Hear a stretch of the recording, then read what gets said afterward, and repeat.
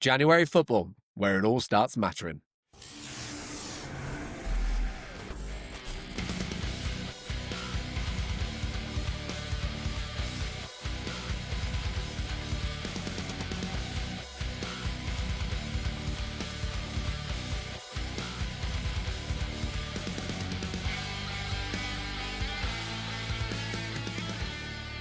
A very warm welcome to the Huddle. It's a very, very cold, wet, windy Huddle here in the UK this week, but we've got playoff football to warm us up. 14 teams remain. Unfortunately for 18 of you, that means, 18 fan bases, your season is over. Some of your seasons have been over for a long time. Others came to an end dramatically if you're in the NFC South or AFC North, particularly very dramatic fashion in Week 18. We're going to go through everything that happened, the aftermath, the amount of managers that have been, or head coaches that have been sacked. I say managers because the Premier League decided to get in on the action over here this year on Black Monday, which was a bit of fun. And then we're going to look ahead to all the playoff brackets, see who we think are going to win. And everyone on social media has been enjoying our head-to-head draft picks from last week. We'll have two more of those at the end. Jake came in for a bit of flack for his pick of Kyron Williams last week. We'll get into that later. You can defend your case when we get to the drafts later, Jake. But indefensible, yes. Indefensible. Please get involved on TikTok, on YouTube. For those, let us know who you think won those draft picks. And as always, please go visit HuddleUK for all the online content. We've been having some end of season awards for specific teams. Our writers get in who they think the best players have been. And of course, looking forward to the big games for those 14 teams. Well, 12 in action this week. Of course, the number one seed's not in action, but 12 teams in action on Wildcard Weekend. Before we get into those games, Jake, let's just quickly go through Week 18. Firstly, Bills for you was a blowout win. They started, I think, Josh Allen for one snap just so he could keep his run of games started going. Yeah. And then Mitch Trubisky had a game. For me, as a Chargers fan, we didn't really do anything, but that was kind of the point. We didn't do anything. But let's start with the first game. Well, it didn't really end, did it, with the NFC South? Because we had the Panthers against the Bucks. We both, I think, I certainly lent the way of the Panthers. It was a pretty rough watch, that game. Neither team really got it going on offense. Both defenses looking quite good, with the exception of one big Bryce Young throw to Ted McMillan, which was great. The Panthers really struggled. And I don't like to bang on about referees, or officials, but the Panthers got royally screwed in that third quarter of that game. Some of the decisions were painful. I don't want to incite more rage from the Panthers, but ultimately it was the Carolina fans smiling. Yeah, they got it done. I think I was on the side of the Panthers, for the record, let the internet show, but I think we really saw a Buccaneers team that kind of faded down the stretch, which we touched on last time. And I think there's been the story of the Panthers have just seemed in so many scenarios this season to just about do enough, whether it's on the ground, whether Bryce Young just turns up with one of these random, unbelievable, elite kind of games that reminds everybody suddenly as to why he was a first overall pick. So yeah, I think the Panthers they're getting there. They are really getting there. They've got a really good pass defense, JC Horn and Mike Jackson. So it'd be interesting to see how they square off now in the playoffs. And of course, they lost to the Bucks, but they got saved by the fact the Atlanta Falcons beat the New Orleans Saints. And even that game, somehow, even though the Panthers were playing, they made it difficult for themselves because it looked like it was easy, job done. And then Tyler Shuck did a drive with about a minute to go, went down the field, touchdown, onside kick, and they kept panning to a bar in Charlotte with all the fans watching. And they went from, this is over, delirious happy, to, oh no, don't do it to us. This would be awful. The worst way ever to miss out on the playoffs. But yes. Thankfully for them, it was a really poor onside kick as well. Just for the sake of the drama, I kind of hoped the Saints recovered it. I wanted the Panthers to get there, but I love drama. I love a bit of drama. But it wasn't to be. So the Panthers were the beneficiaries in what is still a really tough watch of a division, the NFC South. I think we were saying there's only been 5 teams in the last 20 years to make the playoffs with a losing record or a sub 500 record, and 3 of those have been NFC South teams. So yeah, it's not been the best division for a few years, other than of course when the Bucks went and won the Super Bowl. Yeah, it's been a strange one. kind of the NFC South. Funnily enough, as well, you could probably argue the AFC South has been probably the AFC equivalent as well. So there's something going on in kind of the southern divisions. But yeah, really, really strange one. But I think obviously there's some young quarterbacks in that division now. So the AFC South have turned it around recently. So I'd imagine that 2026 will probably bring a different division. Going to the North then, the AFC North, one of the games of the week was between the Steelers and the Ravens. We both got this wrong. We both fancied the Ravens in this one. Actually, we got it all wrong pretty much with our predictions. But this game took a while to get going, but the fourth quarter was electric. Touchdown one way, the other way. Some awful, awful bits of defending from both teams. Yeah, Calvin Austin wide open. Zay Flowers had half a field to himself on, I think it was his second touchdown of the fourth quarter. Derrick Henry didn't score on his birthday, but he did have over 100 yards on the ground, so he did have a good game, even though he didn't win our birthday bet. But ultimately, it came down to a rookie Tyler Loop missing a kick at the end. I saw someone say about the butterfly effect of sort of if Justin Tucker, had been more of a decent human being, he would never have had to have been fired. They would never have had to have drafted a kicker. They could have kicked it and went into the playoffs. And obviously this will lead into our next topic of conversation, but they would still have the same head coach probably. It's entirely possible. I think that you say we got it wrong. For about 3 quarters at least, we look pretty right. And it's not the first time this season where, in our predictor league within Huddle, I predicted the Bills to lose to the Ravens in week 1. And for about 57 minutes, I was absolutely spot on with that prediction. And then the Ravens threw it away. And I think that obviously is actually kind of pertinent to why kind of John Harbaugh has kind of lost his job. But I mean, I saw a stat about the fact that there's been over 60,000 kicks in the NFL history, and there has never been a kick that has decided whether either team go to the playoffs. And literally one way someone did, the other way someone else did. I think the last kick of the game, that is. So that's not to say that a field goal hasn't, but the very last kick, so zeros on the clock. Unless you're going to tell me that's wrong, but I'm only skeptical because I think the stat, I haven't seen this stat, but I think the stat might be in regulation time. I say that because the Chargers against the Raiders in overtime a few years ago, when Brandon Staley inexplicably called a timeout, when if it was a draw, which it was, or a tie, both teams were going to the playoffs and the Steelers were getting knocked out. And then the Chargers decided to call a timeout and Daniel Carlson kicked a field goal, which meant the Raiders went to the playoffs and the Chargers didn't, and the Steelers also did. And that was the zeros on the clock. But that was overtime. So, and there was 3 teams involved in that one. So maybe there's more permutations involved in that one. I'm just glad that I got to force you to relive that moment. And I'm sure thanks for that. Yeah, fondly remembered. But I think, I mean, it's surprising, but I don't think that the result, has necessarily changed Harbaugh's future. Is probably a bit of a kind of a prelude to what we'll get onto in a second. Yes. The only other game really that I want to touch upon from last week was really a tough watch. I was really looking forward to the 49ers against the Seahawks because there was so much on it. If the 49ers won at home, they were going to be the number 1 seed.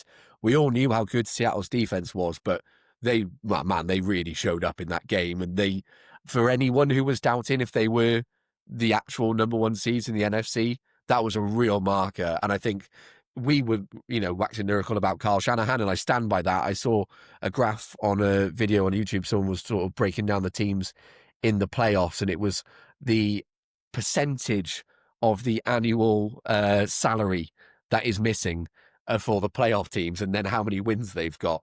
And the 49ers have the highest percentage of their players out on injured reserve of any team. And they also had, 11 or 12 wins in the season. So, yeah, I just think it was a disappointing game. There was 1 touchdown. It was a Charbonnet run, which was poorly tackled by the DB. And it just kind of, for a while, you just kind of knew the Seahawks were going to run out winners in it because of how good they were on defense. And that was kind of I want to see the 49ers do well, given everything they've been through this year. but it did start to look like, okay, there is a difference here in talent. Yeah. I think, what having a coach like, and this is why the Seahawks hired Mike McDonald, was because, I don't have the stats to back it up, but I couldn't tell you the last time a Kyle Shanahan, or even actually a Shanahan like tree offense, was held to 3 points in a game. And this is why they decided to bring him over to the NFC West to face off against the likes of Shanahan and McVay.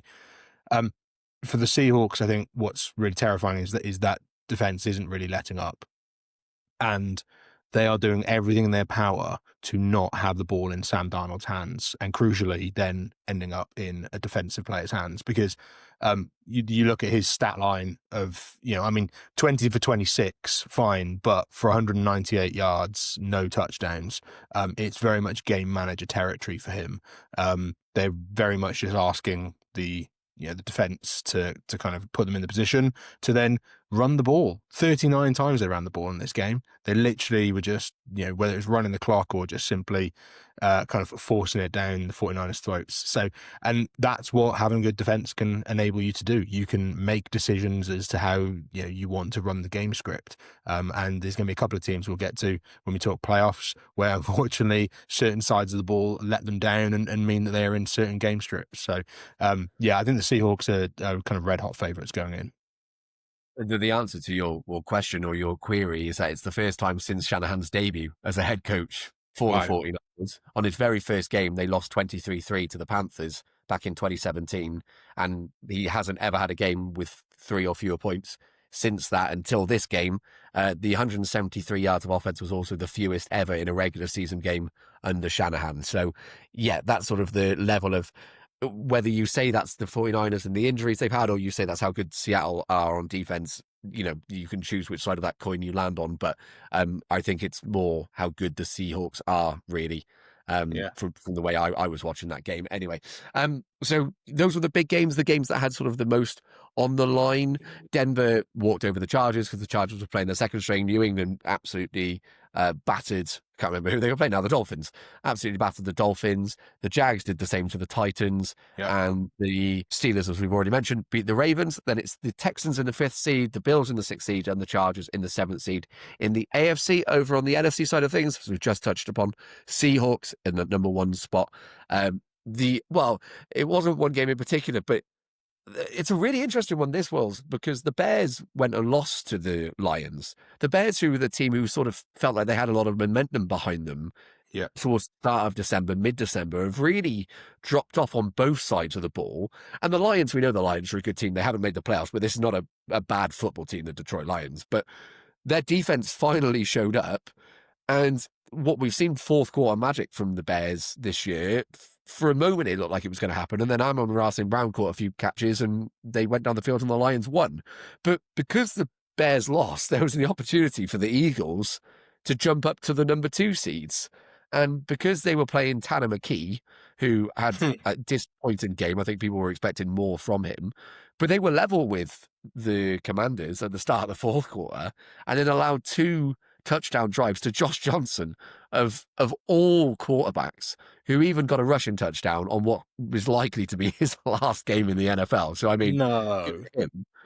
But, I mean, this is Sirianni at fault here, or do you see it the way as we were sort of discussing last week, in that, the starters for the Eagles now will all be rested to go and play the 49ers at the Link this week?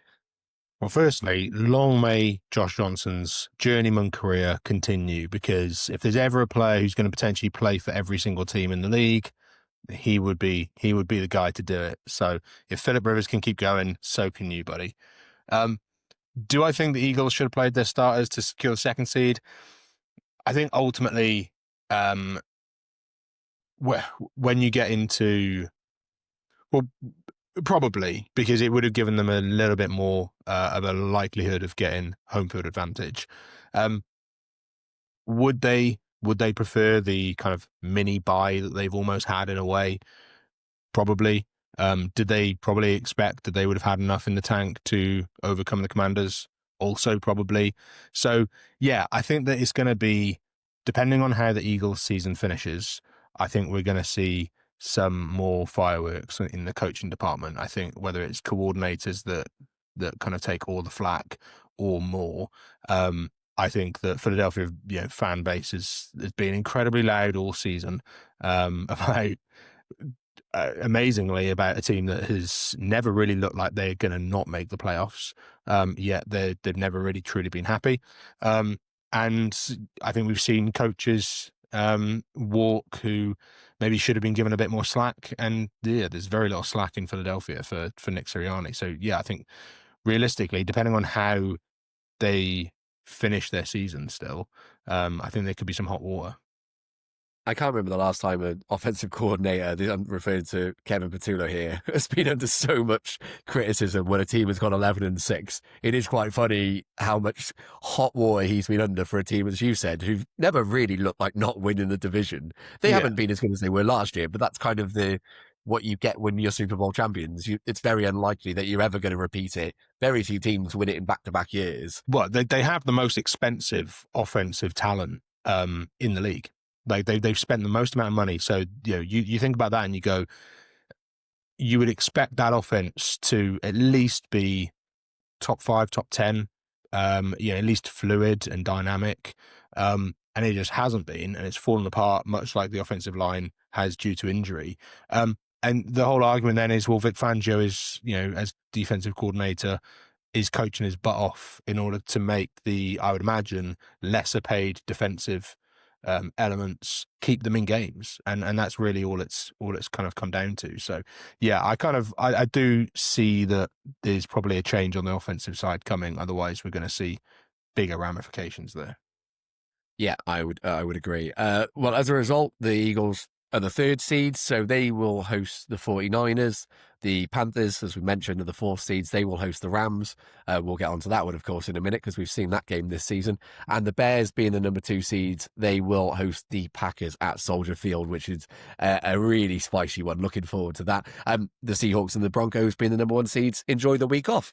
Yeah. So let's get into them. Let's go with that Rams game to start then. LA Rams, the 5th seed, 12-5, going to the Carolina Panthers, who we've already mentioned had a losing record on the season, at 8-9, a 4:30 kickoff Eastern time. I think that's 9:30 over here in the UK, or the late window as it usually is on a Sunday, or for Red Zone.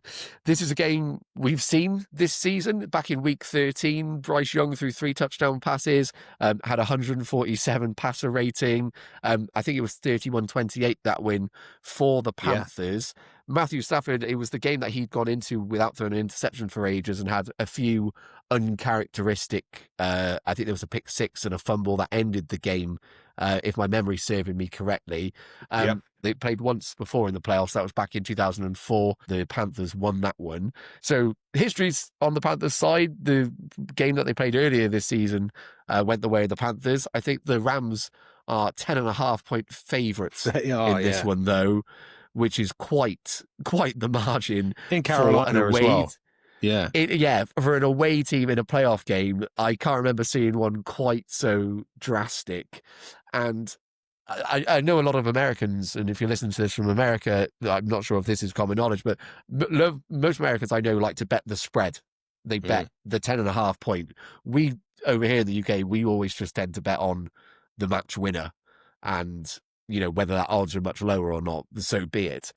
I think most people fancy the Rams in this game, despite the fact that the Panthers are the 4th seed, despite the fact they beat them earlier in the season.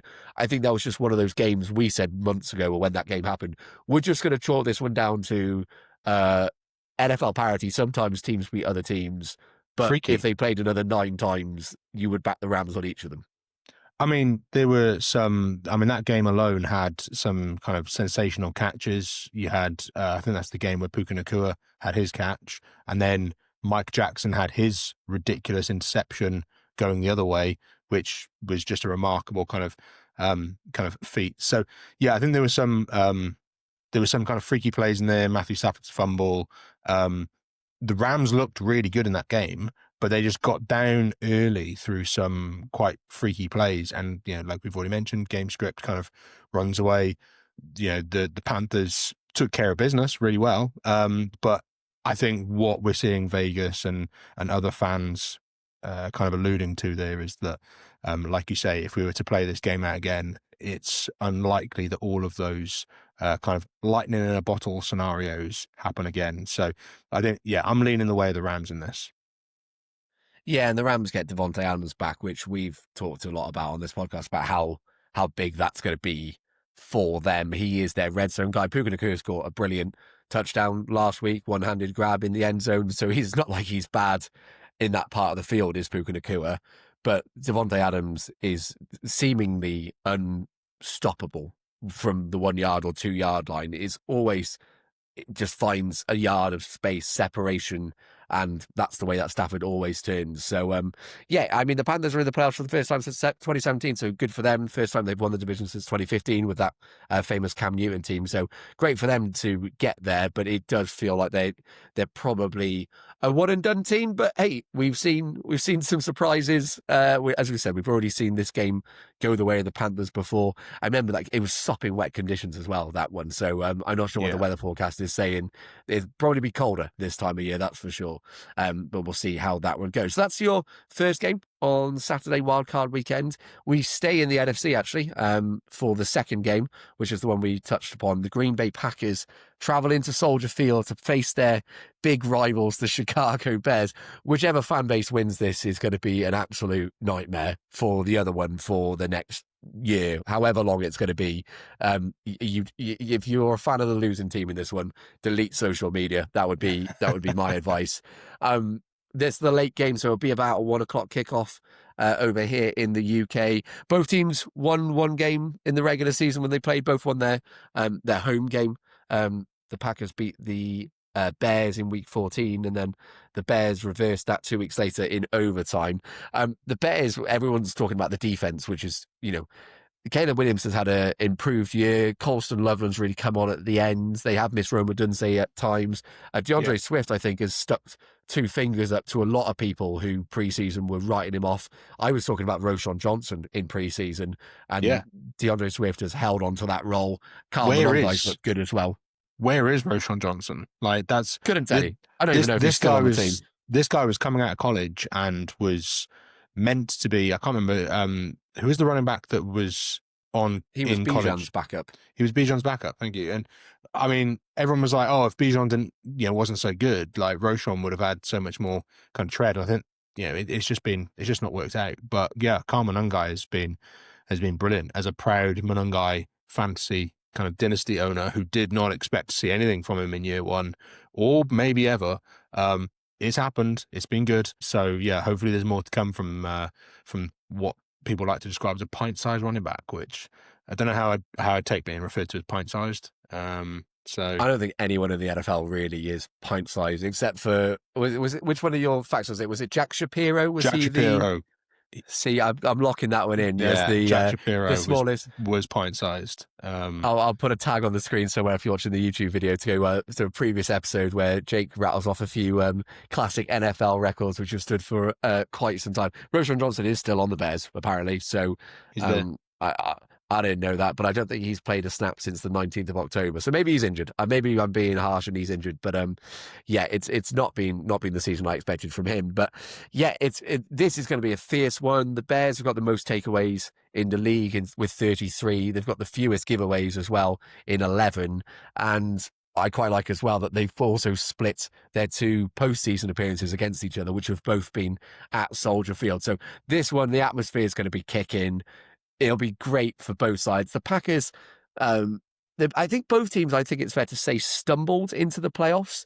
Neither had this great end to the season. The Packers is more understandable in a way. You lose Micah Parsons, you lose Jordan Love, you rest everyone. Who was starting at quarterback this week? It wasn't Clayton Tune, was it? Or am I going mad? Clayton Tune was on the roster. Clayton Tune. Yeah, that's right. They started him and then they released him the next day. So that shows you how he played against the Vikings. They only put up 3 points in that game. But a bit like the Chargers who only put up 3 points, this wasn't a case of trying to win in week 18. This was a case of resting your starters. So surviving. The Packers will have had a break. The Bears didn't have a break, but also lost to the Lions in a bit of a kick in the teeth, losing to your division rivals at home before you've got to welcome another one in the playoffs. So I'm really torn on this one. I can see the argument for both sides. I was chatting to Nathan, who's our Packers writer for HuddleUK, and he was asking if he needs to get up a preview of the game specifically. And I was like, it's fine. You don't need to write a whole preview. You've done what happened in week 18. But he said, I'm quite glad I don't have to do that because I'm quietly confident. So I'm going to call him out here just so everyone knows he thinks his Packers are going to go to Soldier Field and win. Ooh. And, I get why, but I think this Bears defense is, well, I've already said the most takeaways in the league. This is a very, very good unit. And we know what Ben Johnson can do. I think Dan Campbell was probably on the sideline on week 18 going, could have done with him back this season, maybe at parts, because they haven't quite clicked the same, even since he took over play calling duties. So, yeah, I find this one really tough to call. I lean the way of the home side just for home field advantage. Okay. We've already seen that in the regular season when these two sides played, the home team won on both occasions. So I'm leaning the Bears, particularly now without Micah Parsons. But if you tell me you fancy the Packers, I'm not going to tell you that's a crazy idea. Well, I am going to tell you that I do fancy the Packers. The Packers are 1-point favorites, which is interesting, being the away team. I do think that Jordan Love being back is a big kind of big difference here. And I don't know, like this is Ben Johnson's first playoff game as head coach. It's Caleb's first playoff game in the NFL. The Packers have been here before. They maybe, LaFleur hasn't had like massive amounts of success, but I just feel like in these sorts of tight scenarios that can sometimes tell. And when it is literally as tight as, well, look, neither team is necessarily going into the playoffs in a really rich vein of form, like we've spoken about, like the likes of the Seahawks and the Patriots. And so for me, I'm just going to lean on the side of the more experienced heads who've been in these sorts of scenarios kind of before. And yeah, I'm going to side with the Packers, who I think, yes, they've looked kind of rough, but they've also been missing some quite key players recently. And if they get some of those back, then yeah, I'd potentially see what Vegas don't believe is an upset, but what, based on seedings would be deemed an upset. Interesting. Yeah, I think that's a very fair argument. I don't think... Did you say they're 1-point favourites, the Packers? The Packers are 1-point favourites, yeah. Yeah, I think that reflects how I'm feeling about the game, that it's going to be very close. It went to overtime when they met at Soldier Field a few weeks ago, and I love a bit of overtime drama, so I'm all for that if that happens again. Just to quickly mention as well, I just realised that that Panthers game against the Rams I mentioned back in 2006, that was a double overtime playoff game. Oof. That the Panthers won. I'm not sure my heart could deal with double overtime in the playoffs. That's a level of stress that I'm not sure I'd be prepared for. It's like penalty shootouts in major tournaments in football, that is. So that's too much. So we're split on who we think's going to win that one, but we're in agreement that the Rams get through in their first game against the Panthers. The first game on Sunday is back into the AFC and to your team, the 6th seed Buffalo Bills at 12-5 against the 3rd seed Jacksonville Jaguars in Duval County. That's going to be a 6 o'clock kickoff, so the early window typically on the red zone for us over here in the UK.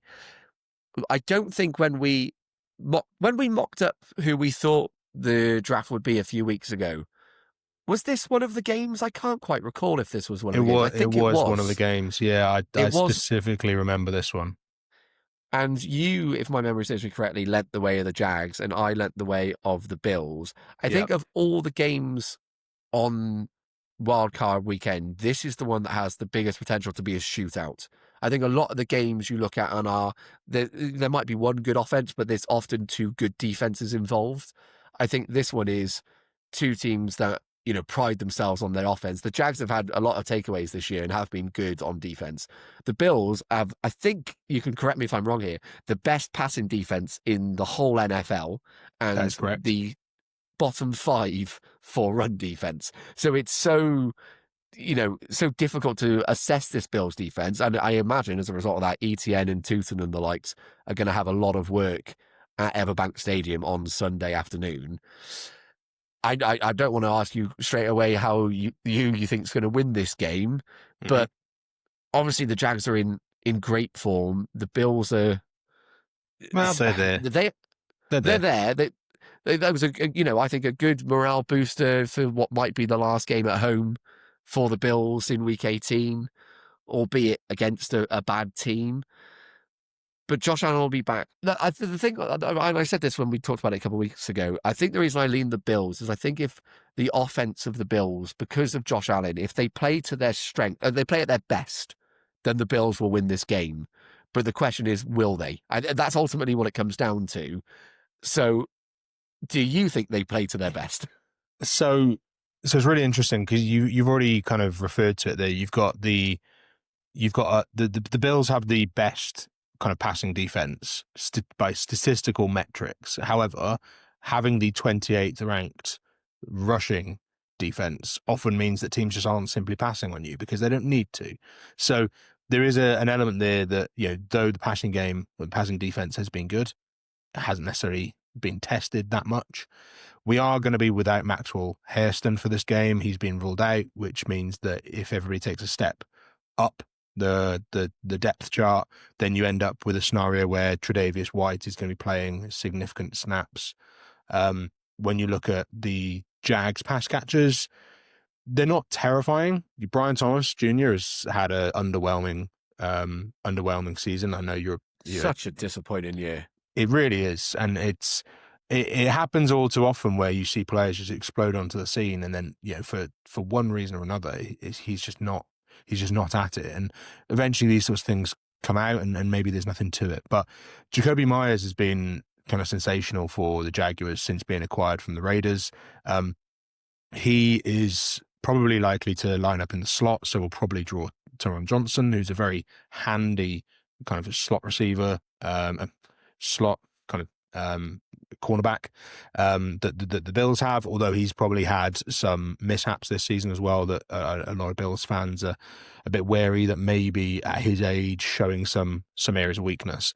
So it's really interesting. You've got the number one rushing attack in the Bills versus the number one rushing defense in the Jaguars.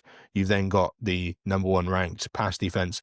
The Jaguars kind of passing offense is 12th, which is, not too shabby, but they're a very solid offensive outfit under Liam Cohen. And I suppose what I'm really interested to see is you've got two unstoppable forces there.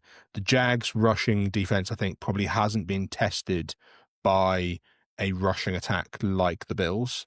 It's easy to say that when you're about to face the number one ranked rushing attack. I don't think they've necessarily faced a team that can really kind of suit up across the kind of the offensive line like the Bills do. But it's a case of, can the Bills set the tone, or are the Jaguars going to hit them both on the fact that if Trevor Lawrence can get that offense rolling early and force the Bills out of a run script? We've seen time and again that most of the Bills' losses have come in scenarios where they've not been able to run the ball because they've had to completely throw that playbook out, and Josh Allen's having to throw for his life. No one's getting open, and then we're probably likely to see the Jaguars, who've been excellently coached on defense all year. We're likely to see them probably put a bit of a choke on the Bills. So I lean more with the Bills now than I did when we originally recorded the kind of the episode where I obviously leaned with the Jags. So I'm confident, which probably means one thing, doesn't it? Well, you said it, not me. Just to put numbers to what you said as well, the Jags have allowed the fewest rushing yards per game, 85.6, whereas the Bills have the most rushing yards per game with about 160. So it's almost double what the Jags allow per game, what the Bills do. And the reason I say this could be a shootout is that Josh Allen and Trevor Lawrence ranked second and third in the NFL for most combined touchdowns passing and rushing. So this could be a real great game. I don't think it's going to be a nitty-gritty one. I hope not. I hope it's not like the 49ers-Seahawks game the other day. I just hope this is the offenses get going. As weird as that's going to be, whether that means the Bills have to throw on the bad Jags defense and the Jags have to run on the bad Bills rush defense, so be it. Hopefully a good game, and good luck to you. I have bad memories of the Chargers playing in that stadium, so you can expel some demons for on Hopefully. behalf of me.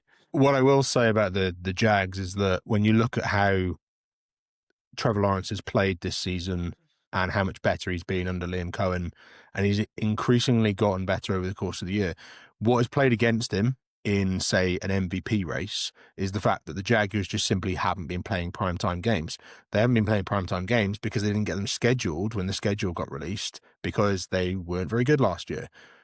Going into next season, if you're a betting man or if you are kind of looking for who's going to be the next Drake May, and I know they've had different trajectories, but if the Jaguars get more primetime games, and they continue their ascendancy to just simply maintain, being a 13-win team, you could arguably look at this Jackson. No single player, the running backs, the wide receivers, tight ends.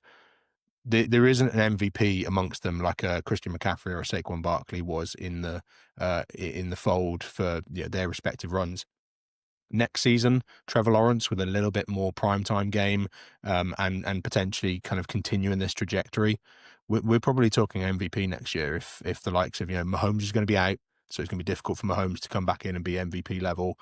Lamar Jackson, we'll see what's going on there. We'll get to the Ravens at some point. So, I'm thinking, if you're a betting man, put a little tenner on Trevor Lawrence for MVP next year. I'll take that.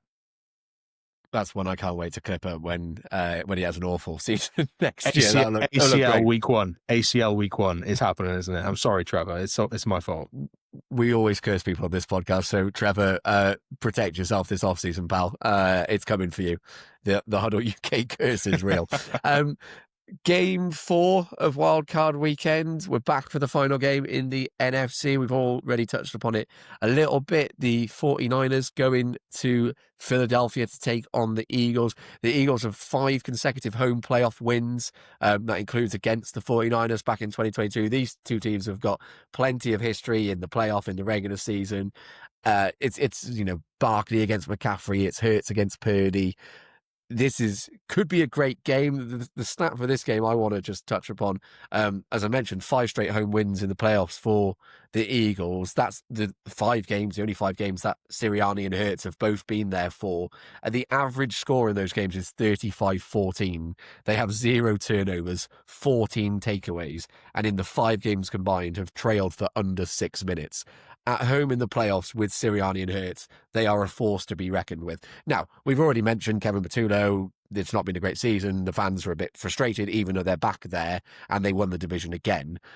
But at home, you want to talk about passionate fans. The Eagles, they back their team in a unique way, but it will be loud there. And we already saw in Week 18 that when a good defense gets up against this Brock Purdy unit, they're not quite at it. And, we've said about the injuries, understandably, that's fine.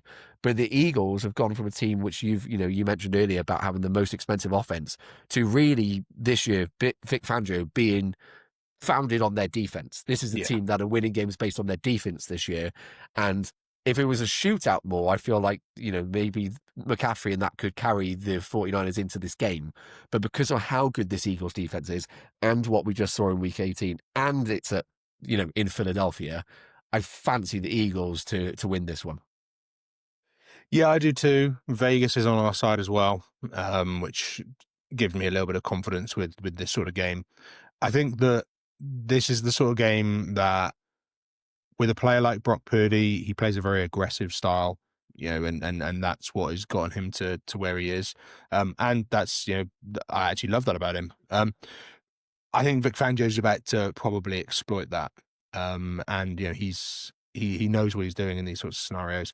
So I do think, I agree with you that the defense is going to be the key for, both sides of the ball, really, because if the 49ers defense, which is not, since Robert Saleh has gone back to the 49ers, I mean, their defense has really drastically improved, but for the fact that it's incredibly injured, I do think that this is going to come down to whether or not the 49ers offense puts themselves and the rest of the team in a bit of a bind by the sheer fact that they can't keep things moving, because you know that even though the Eagles offense hasn't been particularly fluid, you know that they will just about do enough. The likes of, Hurts, Barkley, and the supporting cast, they will keep things moving even if it's not pretty. We saw that in the Bills game. The Eagles defense shut out the Bills for, I think, 54 minutes of that game.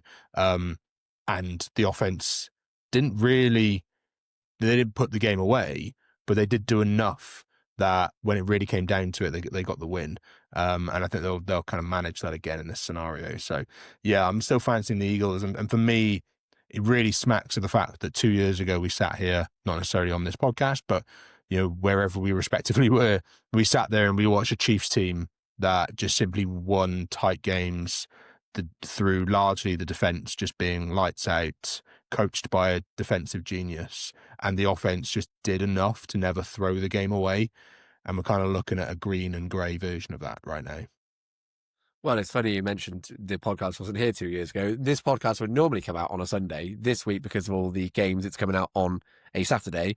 But this Sunday marks the year anniversary of the HuddleUK podcast. So when we're watching this Eagles 49ers game or the Bills game on Sunday, that will be a year since the first episode where we talked about the Broncos in the playoffs. They're back there this year. We won't be talking about them this week because they're on wildcard. They've got the bye through the wildcard for being the number 1 seeds. But yeah, a year of us. So a happy birthday to us in that respect. And a thank you to you for joining us for the majority of those episodes. The one point of this game that I want to just touch upon, because I think this is going to be my point for the next game as well. But, I talked about McCaffrey, I talked about Barkley, I said Hurts and all the rest of it. I think a lot of this game could come down to the 2 potential returning tackles. And Lane Johnson is back in practice for the first time since November 16th when they played the Detroit Lions. He was fully practicing, I think, on Wednesday. Limited on Wednesday. On the other side of the ball, you've got Trent Williams, who didn't practice on Wednesday, but they're really hoping to get him back. At 37, he's still one of the most important players on offense for this 49ers. And if it is a case of, just Trent Williams comes back and Lane Johnson doesn't, I think that's a big swing. What's the Vegas difference at the moment? Vegas is looking at 4.5 in favor of the Eagles, which I think is, I mean, Lane Johnson probably moves that by probably, dare I say, 3 points, really. I was going to say at least 2 for me. Yeah. So, and I think that's taken into account the fact that Lane Johnson's practicing and Trent Williams isn't. I think if that's suddenly reversed, I think that margin could come down considerably because of the impact both of those players have and how important that position is in football. Do you see where I'm going with this? As we move on from the importance of tackles in football, from the 4th game of Wildcard Weekend to the 5th game, the final game of Sunday. It'll be the early hours of Monday morning for us over here in the UK. Back into the AFC, the 7th seed LA Chargers traveling to Foxborough to take on the 2nd seed New England Patriots. 14-win New England Patriots, the evil empire, the old dark side is well and truly back this year. Drake May, what a season! MVP candidate, highest completion percentage. I think it's over 70. Just a remarkable season he's put together. One of the best sophomore seasons for a quarterback in NFL history. Patriots will be hosting their first wildcard game since 2019. They've won each of their 3 playoff games against the Chargers. Chargers fans don't need me to talk about one in particular a few years ago. I say a few years ago, lots of years ago, with a certain fumble in 2006. I think most Chargers fans, if you could ask them to change one play in the history of the franchise, that one might well be up there. So we'll move on for that. But if you don't know what I'm referring to, just Google Marlon McCree and cry for all Bolts fans out there. So it has not been a game or a matchup that the Chargers have fared well in historically. The Patriots are the AFC's highest scoring offense for total offense. Drake May's passer rating is the highest in the NFL and completion percentage. But I'm not going to rule out the Chargers in this game. I think the Chargers feel... A few weeks ago, I said that the Texans were the team that everyone would say, oh, they're that team we don't want to play. Considering they've won like 9 games, I think, in a row, I don't think you can no longer say that about them because I just think they're understandably a team you don't want to play. I feel like the Chargers now are that team with that moniker of you feel like you beat them. The odds will say you beat them, but you don't really want to play them because of how good their defense is. The Chargers are the only team to have more takeaways on defense than they've allowed touchdowns. They're one of only 2 teams in the NFL to hold opponents to under 20 points in the last 6 weeks of the regular season. The Jags are the other team to have done that. They are so good on the defensive side of the ball. Jesse Minter, we're going to finish the podcast by touching upon the coaches that have been fired. Jesse Minter's name has already been passed around a lot of these teams, and I understand why, because he's created an unbelievable defense here. Justin Herbert's been rested. We like that. Trey Lance didn't show, he had a chance against the Denver Broncos in week 18 to say, look, I am a top 5 pick. Didn't really do it, although understandably didn't have the supporting cast that Justin Herbert has around him. But the offensive line is where we always come back to it. That's where we're always going to come back to. And to make matters worse, the Patriots have got their 2 best pass rushers back on the defensive line for this game, or are expected to be back anyway. So that's a concern. The health of the Chargers offensive line has been awful. Jamari Caldwell. I always get the whoever's been playing left tackle now for the Chargers. Who knows? Filling Who in. knows anymore? Well, yeah, because it was obviously meant to be Rashawn Slater. He then got Jamari Salyer. It is Jamari Salyer. Yeah. Is back practicing, which he looked serviceable, let's say, playing at left tackle compared to some of the other people who have been filling in that role. So he had a hamstring problem, but he's back at practice. So that's slightly positive news. As I said, Herbert's rested. Amarian Hampton, though, wasn't practicing on Wednesday, which could be massive for the Chargers with an ankle injury. That is a concern because he's looked really good. But all the wide receivers are fit. We were having a bit of a laugh when we had chat earlier this week about what each team's leading player is from scrimmage yards. Bijan Robinson leading the league. The Chargers dead last in this metric. Lad McConkey was the highest yards from scrimmage of any player for the Chargers this season, and that was with 789, the lowest for any team by about 60. All 3 of the big Chargers wide receivers, that's QJ, Keenan, and Ladd, all in the 700 mark. So this is a wide receiver group by committee rather than superstar, which you see in other teams. Eats, right? Everybody eats, but we're on light portions, guys. Just don't overindulge, but everybody does eat. It's a very, we're on amuse bouches. Yeah, and Rondé Gadsden was in the 600s as well. It was a good year. Kamani Vidal and Amarian Hampton, they both had a reasonably good season. Vidal really, compared to what we were expecting from him, a really good season for him. So that's sort of the outlook of the game. I understand why the Patriots are going to be favourites in this one. In Foxborough, it's meant to be horrid conditions. It's meant to be wet, windy, cold. I don't know if that's necessarily a bad thing for the Chargers, who have basically a head coach and offensive coordinator who love it in the trenches, despite the fact that we have no trenches, which is quite ironic to me, really. You have one trench, it's just on the wrong side of the ball. Trench. Yeah. And I think if the Chargers have got a chance in this game, they're going to have to get after Drake May. Will Campbell's had an all-right rookie season, but Tuitu Pelosi, I think, is 4th in the NFL for sacks with 13. Got Khalil Mack on the other side of the ball, Adafe Owe, who we traded for, a really good trade mid-season for the Ravens. If the Chargers are going to win this game, they've got to put Drake May under pressure, and they can't get behind early. They can't let this Patriots defense, with as good as they are in the secondary with Gonzalez and co, just take away the options from Justin Herbert and allow the pass rush to get to him. So that, for me, is the key to this game. And obviously the Chargers defense continuing at the level that they've been at. You'll probably point out as well, which I'll tee you up to make the point, that the other downside, if you want to give Chargers fans hope, is that the Patriots haven't really beaten anyone great. Well, sorry, they beat the Bills. I beg your pardon. I'll correct what I said.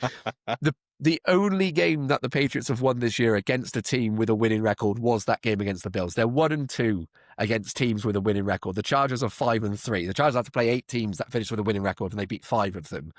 The Patriots have only won 1 of 3. So that is the other sort of glimmer of hope. You look at all these straight main numbers and you go, that's amazing. But you look at the strength of the schedule and go, okay, can he do it against what is, in my eyes, a top 3 defense in the NFL in the Chargers. So yeah, you've teamed me up quite nicely there. I think that obviously the Patriots, they haven't played particularly strong opposition all season, and now they're going to have to do it back to back to back. With Denver getting the bye week. For me, this comes down to there's 2 reasons for hope, and for the Chargers fans, that is, there's plenty of reasons for hope for Patriots fans. I think that, like you say, the weather will definitely play a role in it. If you've got weather like that, what you really want is you want close to the line of scrimmage. You want receivers that get immediate separation. Well, you've got 2 of the best in terms of the experience of Keenan Allen and Ladd McConkey. So in that respect, that's really ideal. You look at the Patriots defensive backs, you've already mentioned it there, Christian Gonzalez, Marcus Jones, and I forget the other cornerback actually. It is the ex-Tampa, Carlton Davis, who's also been very good. So good cornerbacks, but if you were to sit here and tell me that you were say, for example, the Houston Texans were going to Foxborough with Nico Collins as their star wide receiver, who would probably then be largely kept quiet by someone like Christian Gonzalez. The Chargers don't really have that issue. You've got 4 pass catchers and serviceable running backs. So yes, the offensive line is a concern, and obviously the Patriots are going to really want to heat you up there. But going into this game, you've got that opportunity to say, right, well, our entire offensive philosophy is the Patriots' worst nightmare of all of the teams they could have played in basically the first round. The Chargers on offense are really not a good matchup for them, and then the Chargers on defense, Drake May hasn't seen a defense like, we talked about the fact that they beat the Bills, and yes, they did. But the Bills' defense is not a patch on the Chargers' defense, certainly not from a pass rushing element. So for me, there is a route here to the Chargers, turning up and having a bit of an upset. That being said, obviously, Vrabel is a very professional coach, and the Patriots are a very balanced team. So I'm actually siding. Phil, I'll take the early one. I'm siding with the Chargers on this. I actually think that this is where we see a potential upset. I fully expect to wake up on Monday morning to a message from you with some form of really positive expletive, Bolt up, baby, and something along those lines, lightning emojis. Something like, I effing love Orlando Gadsden, stuff like that, that sort of thing. Or you probably have like a 3rd string linebacker who's come up with a clutch play. Maybe Dayon Headley has done something insane to close out the game as he normally does. So yeah, I'm siding with the Chargers, but I want you to put your money where your mouth is. I'm going for the Patriots. I can't. Look, for the reasons you said and for the reasons I've said, I'm not going into this game with like dread and fear. But I do think the Patriots will win this game. I want to hold my hand up because I said Jamari Caldwell and Jamari Solier because I was getting them confused. Jamari Caldwell is a player on the Chargers as well. Okay, but he was our rookie pick this year, 3rd round pick. Who plays defensive tackle? So wrong trench. I got it the wrong side of the ball. The different Jamari. That's on me. We'll let you off. Yeah, the final game then in Wildcard Weekend, just to finish things off on Monday night. We have the 5th seed Houston Texans going to the 4th seed Pittsburgh Steelers in the AFC. And, you look at that Steelers game and how they were able to come back against the Ravens, even though it came down to a Ravens missed kick. A lot of that was just awful defense from the Ravens. And that is something that they are not going to be up against in this game against the Texans, who I said that the Chargers for me are a top 3 defense. I actually think the 3 best defenses, actually 4. 3 of the best 4 are in the AFC playoffs in the Broncos, the Texans and the Chargers. And then I'd put the Seahawks in that mix as well in the top 4. So this is going to be a whole different kettle of fish for Aaron Rodgers and co. Will Anderson, Danielle Hunter, we've said their name countless times. Aaron Rodgers, like not a mobile quarterback now, still an excellent quarterback, but not mobile. He is going to be under so much pressure in this game.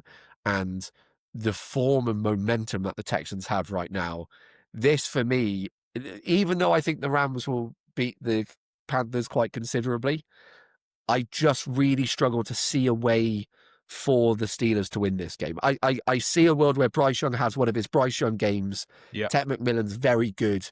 Maybe Rico Dowdle gets back to form. He hasn't hit that height since he played the Rams last time. I see a way for the Panthers to challenge that Rams team who, for all of their strengths, just go missing on occasions. They just don't turn up, which is very bizarre because they are extremely talented. In this game, I think even the Steelers' best, I would still back the Texans to win this game. And for me, as I said, this is the easiest of the 7. The Steelers will win the game by 21 points now, I've said this. But I think this is for me personally, the Vegas won't agree. I'm sure the points is a bigger margin in the Rams game. But for me, this is the easiest one to call. Interesting. Okay. So this one I find a very strange game in terms of how Vegas are calling it, because they generally don't go too low. So we've got an over under of 39.5 points. So they're predicting that low. It is low. They're predicting just 40 points, give or take, in this game. And then they're favoring the Texans by 3 away from home. So give or take, that's roughly a touchdown on neutral ground. I think what's really, so they're kind of looking at a game ending 21-18. I don't really see this game going to 21-18 though. I might be proven wrong, and maybe there'll be some defensive scores. This game for me has everything about it that it looks like it could potentially end up being a 13-3, much like we saw with the Seahawks and the 49ers just last week. I mean, you've got a 42-year-old Aaron Rodgers who's going to have to stand in the pocket and probably get rid of that ball incredibly quickly with the kind of pass rush that he's going to be kind of facing from the Texans.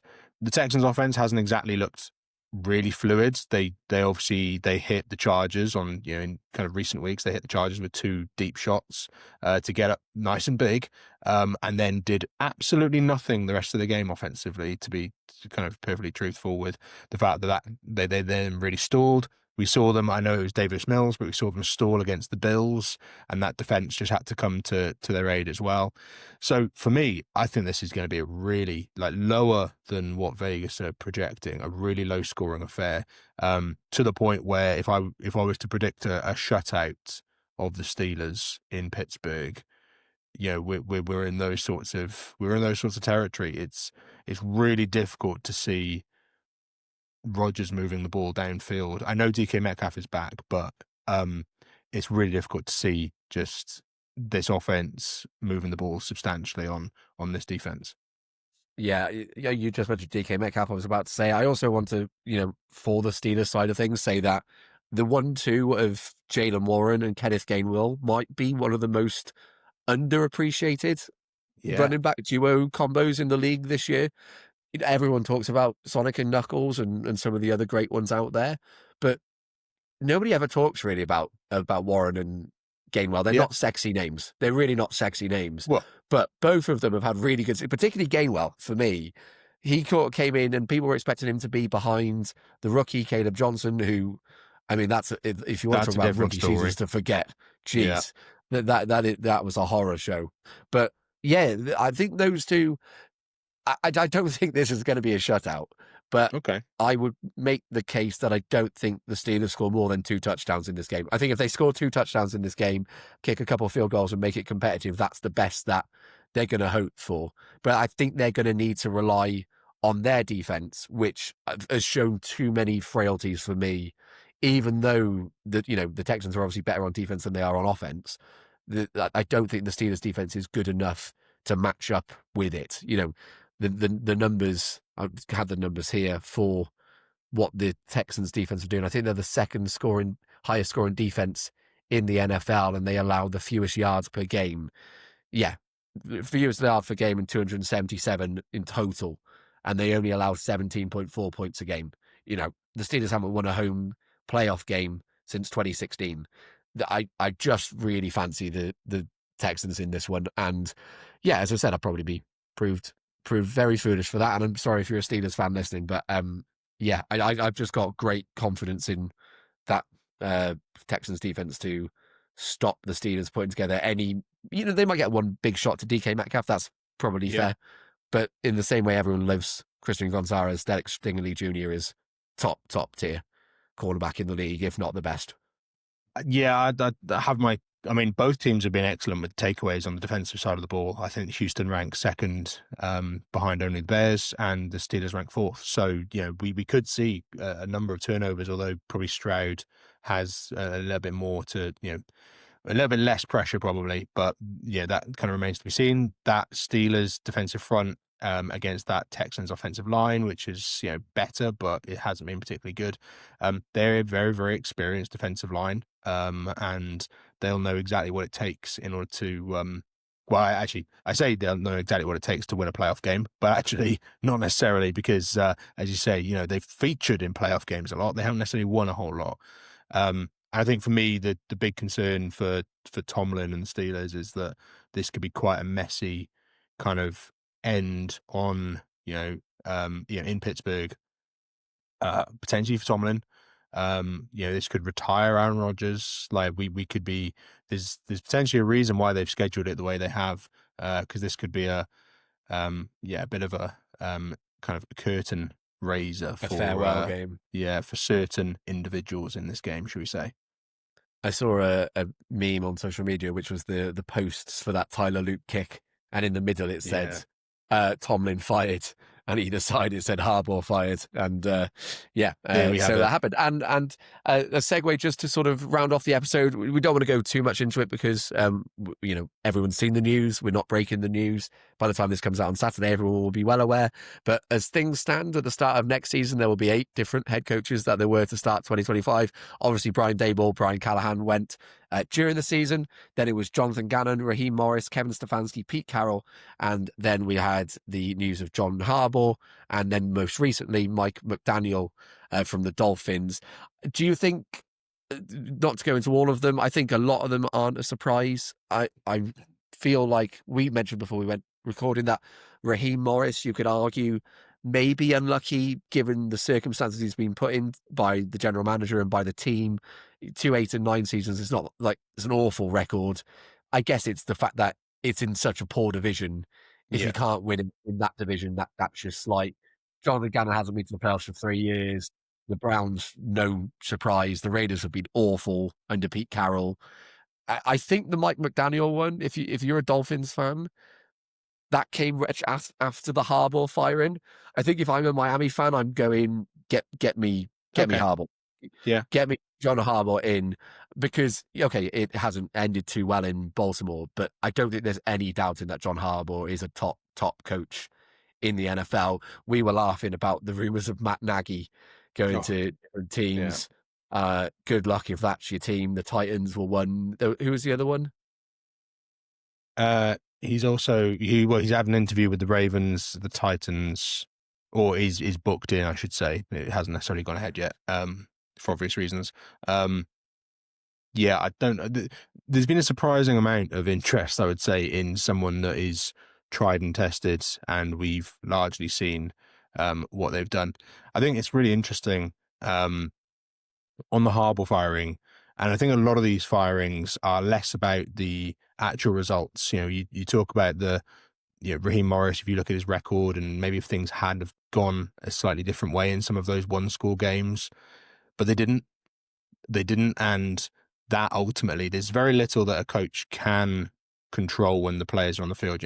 They can't really control an errant pass or a fumble or things like this, but things like game management and the situations that come from it, and also the mannerisms with how you then present yourself to your players, your other coaches, and so on and so forth. These things I think we forget about, because come the end of the season, we look at records and we look at some of these, and you go, well, you look at Harbaugh, and he started the season with an egregious loss to the Bills that they should not have lost. The Ravens should not have lost that game from the position that they were in. He ended the season with what could arguably be an egregious loss to the Steelers, where they were up. They should have put that game to bed. Derrick Henry stopped running the ball. They then have the opportunity to, Lamar Jackson is kneeling it out to just set up a chip field goal, and it doesn't happen. And you go, look, someone needs to kind of ultimately, something culturally needs to change. And of course, I think ultimately what we've seen from that and the rumors that are coming out is that, Lamar hasn't necessarily been massively happy with Todd Monken. People haven't been massively happy with the defensive output this season.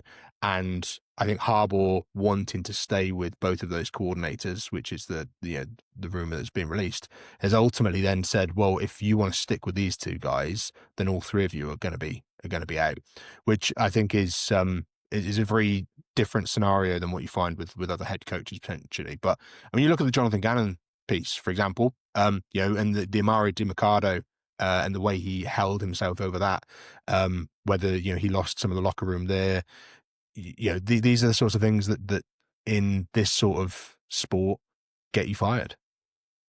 Yeah, absolutely. I there was part of me at that when that happened with DiMercado where I thought he could go there and then because it looked like he'd lost everyone in that moment. So yeah, that was not a huge surprise to me, and none of them are a massive. I mean, the ones mid-season, the two Bryans, that was much, particularly Callahan was much needed, but long in the past.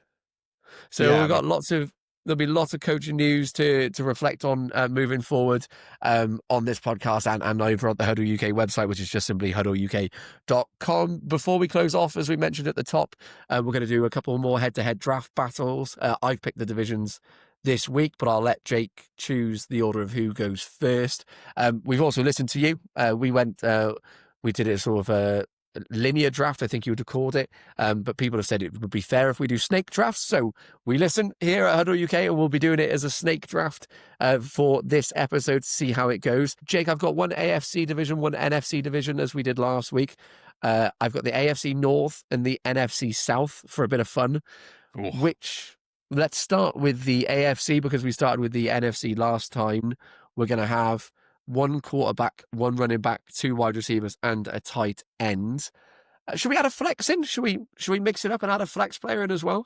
Let's flex in there. Yeah, why not? Let's mix it up. Let's add a flex player in as well. Okay, you're going to really struggle when we get to the NFC South and you realise we've now gone for an extra player and you're debating Cade Otton. Yeah. Hey, I like Cade Otton. I won't have any bad Cade Otton slander. He had a great game in week 18. I mean, it was his first touchdown, I think, since week 1, but he had a great game, and I like Cade Otton.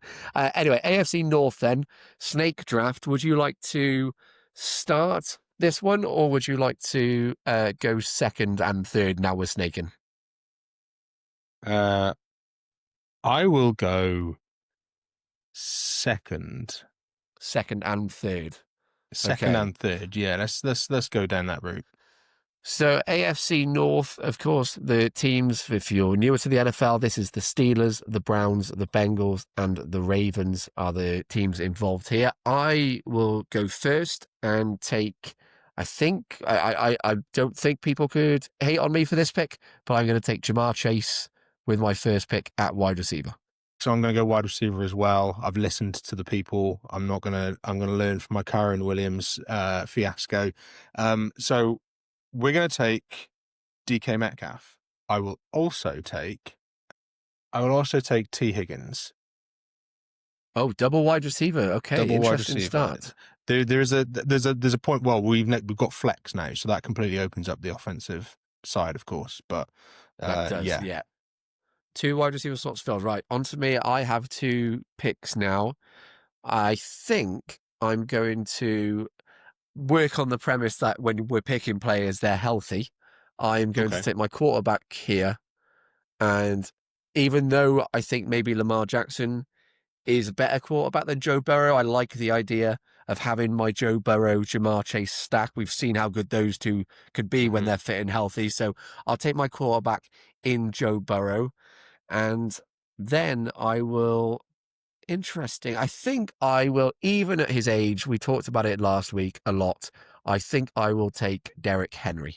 Oh, no, I was really hoping he was going to fall to me, but say la vie, we'll move on. I'll take my running back. Yeah, let's take Chase Brown off the board. We'll take Chase Brown. Awful lot of Bengals, but I suppose that speaks volume about their offense. Yeah. Okay, Chase Brown, and then with your next pick, because we're snaking. We'll go tight end. He's had a bit of a tough time of it more recently, but I'm going to trust in the eliteness that Mark Andrews has at least had over the course of his career. He's still a favourite of the quarterback who's probably going to end up on this lineup as well. So I'll take Mark Andrews at tight end. Yeah, I think that's absolutely fair. I think that was where I would have gone. As you've gone tight end, I will save that for my last pick. I mean, I've got about 100 I can pick from Pittsburgh if I want to go that way. Precisely. But I will take my wide receiver and my flex pick here. In the flex pick, I will start with a player who I back the talent of moving forward, and I will go Quinshon Judkins as my flex player. Vaulted. You shake your head. Is that who you were looking for? Absolutely. And with my wide receiver 2, has had his ups and downs in the NFL, but had a massive game in week 18. And I think alongside Jamar Chase, wouldn't be a bad option. And I will take Zay Flowers. Very, very tidy. That leaves me with a quarterback and my flex. So I'll give him the respect of not being my final pick. I'll take Lamar Jackson here. I'll pair him with Mark Andrews, and then with my flex, we've already spoken about him on the pod. I'll take Jaylen Warren. If I could take a package of Warren and Gainwell, then I would. But no combos. So yeah, we'll take Jaylen Warren. He's had a really, really good season. He surprised me as well, as you've kind of already kind of spoken to. So I'm quite happy to take him with my last pick. I don't like the fact that I think I'm going to have 2 Browns rookie players on my roster, but Good Lord. I'm between a couple of players for my tight end pick to fill off my roster, and I think I'm going to pick Harold Fannin Jr. because I've just loved what I've seen out of him this year. And I was between, I was tossed between sort of Gesicki, Isaiah Likely, the Darnell Washington, Fryermuth, but no, I like what I've seen from Harold Fannin, and yeah, I think he is the tight end of the future there in Cleveland. So he will be my pick to round off the AFC North. Let us know who you think has the best team of those. You've been very vocal over on social media, so make sure you continue that, YouTube and TikTok for the videos. We're going to go NFC South now, which is, I think, going to be a bit more interesting because it's a division where, as we've already said, it's been a bit of a tougher division in years, not as much talent to go around. There is certainly some, but it is a bit of a harder find, let's say. You get to go first here, which means I'm on the turn of the 2-3 pick. So, the floor is yours. The floor is mine. So this is a really interesting division in terms of the talent. So I can't not take him. I can't not take Bijan Robinson with that first overall pick, and particularly now that we've got flex on the table. So I'll take Bijan with that pick. I think he's just kind of undisputed number 1 pick in pretty much every format of everything at the moment. Yeah, if you didn't take Bijan Robinson, you would have incited the hate of the internet, and I would have been very happy because it would have been my easy pick there. So yeah, Bijan Robinson is absolutely fair first pick. Who do I like? This division is so much tougher to choose from. Do you know what? I actually, with the first player, I think Bijan Robinson is the nailed on first pick if you have that opportunity. Yeah. One of my 2 picks, he probably shouldn't be my first one, but because he's come to mind and because he's had what I think the most under the radar season of any wide receiver in football this year, I'm going to take Chris Olave, who had an absolutely brilliant season despite all the quarterback chaos going on in New Orleans, whether that was Spencer Rattler or Tyler Shuck. He put up over 1,100 yards, touchdowns, really good player. I really like Chris Olave, and it was great to see him have a full season healthy. So, yeah, I'm going to take Chris Olave there with my first pick. I'm not going to dare venture into. Actually, now I've said that, I'm going to completely go back on what I'm going to say, and I'm going to take my quarterback because I think there is a bit of a gap between one and the rest, and I'm going to take Baker Mayfield here with my second pick. Interesting. The Kirk Cousins slander. Okay, so I've got 2 picks now, which I think is going to be interesting because I'm going to try and freeze you out with one of these picks. So you've already taken one of the kind of elite options. I'm going to take Drake London, your boy. You love Drake Oh, I London. forgot about Drake But I'm London. going to take Drake London off the board, which means I'm very, very Falcons heavy. But I'm okay with that because they're both elite talents. And then maybe controversial, but I'm going to go running back and I'm going to take Bucky Irving.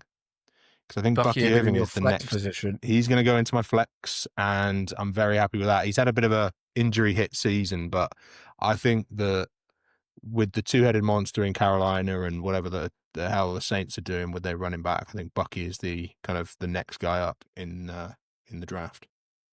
I think that's absolutely fair. I can't believe I forgot Drake London. It's just a name that just completely passed me by, and I'm very annoyed about that.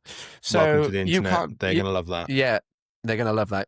You can't take another running back. So there is absolutely no point in me venturing in that direction. I'm also really happy if you end up with Drake London, Kyle Pitts, and Bijan Robinson, because I don't think you want a full team of Falcons.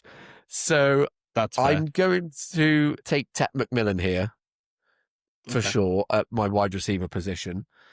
And I'm now going through. I might take Kate. I was tempted to take Kate Otten just for the fun of it, but I don't think I can bring myself to do that. And annoyingly, I think once again I'm going to go against what I said because I'm scanning through the other tight ends in the league in my head. Tre'Davion Sanders, Tommy Tremble, Juwan Johnson, Taysom Hill as the Swiss Army knife, Cade Otten. I think Kyle Pitts actually does stand above all of those. It did have a good season, despite the fact he has become a bit of an NFL meme. Pariah. So I will take Kyle Pitts. Now, the temptation to take Taysom Hill. Now, if this was real life, without a shadow of a doubt, I'd be taking Taysom Hill here. We'd be lining up Bijan, we'd be lining up Bucky Irving, and we'd be lining up Taysom Hill in the Wildcat. You wouldn't know what the hell is coming. That would be like something out of your wildest dreams. I'm not going to do that because that would be mad. So let's go wide receiver then. This is tough because I really want to say Emeka Egbuka. I really do. But Mike Evans deserves to be drafted because that man, on his day, maybe on his day 2 years ago, or even last year, but we've been waiting for years for Mike Evans to finally drop off and have that injury hit season where he then didn't get his 1,000 yards. Any man that shares a record with Jerry Rice is a pretty decent option. So I'll take Mike Evans. Yeah, that's absolutely fair. I've definitely lost this one. I haven't quite forgiven myself for Drake London. I have a flex and a running back to go.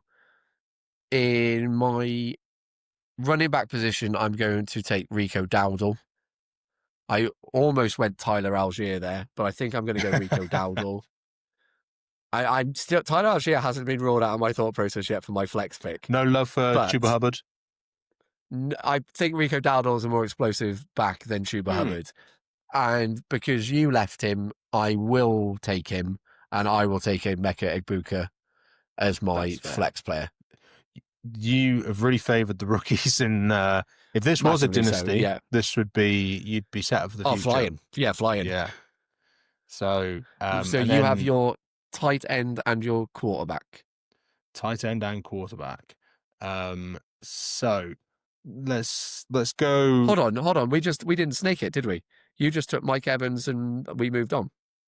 Oh yeah, okay. Well, I mean, it's irrelevant because when you're late in the draft, you can't take certain picks and I can't. I waxed lyrically about Mike Evans and then forgot to actually take Juwan Johnson, who I think he's serviceable, isn't he? Nearly 900 yards. Like I'll take that from a tight end. So solid. And your quarterback to round things off. My quarterback to round things off. I can't believe you told me this 18 months ago that I'd be taking Bryce baby, then yeah, I'd laugh at you. But here he is.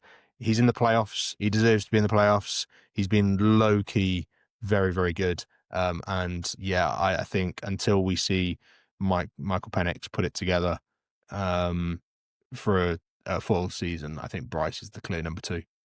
I'm holding my hands up for defeat here. How many points do you think Jake's team would beat mine by in a game? The more pertinent question here is your AFC North team versus my NFC South team. that's the real money question. I think I back my AFC North team. I like my AFC North, even though it has 2 Browns rookies. I think Burrow with Chase and Flowers, Henry at running back, Fannin and Judkins. Yeah, I fancy that team. The Browns rookies are the ones that you want. Like, short of me taking Myles Garrett in one of the offensive positions, I don't think there's any coming back for my AFC North team. Yeah, I would have taken Carson Schwarzenegger as well, just to keep the Browns rookies going. One of my favorite players in the NFL. That's it for today. Let us know over on social media who won those. Thank you very much for joining us. Enjoy Wildcard Weekend. Hopefully, when we're back next week, me and Jake will be talking about the Bills and the Chargers in the divisional rounds. I'm not quite sure if we'll both get through, if either of our teams, but you never know. Good luck to your teams if they are playing. Thank you for joining the Huddle this week, and we'll catch you next week.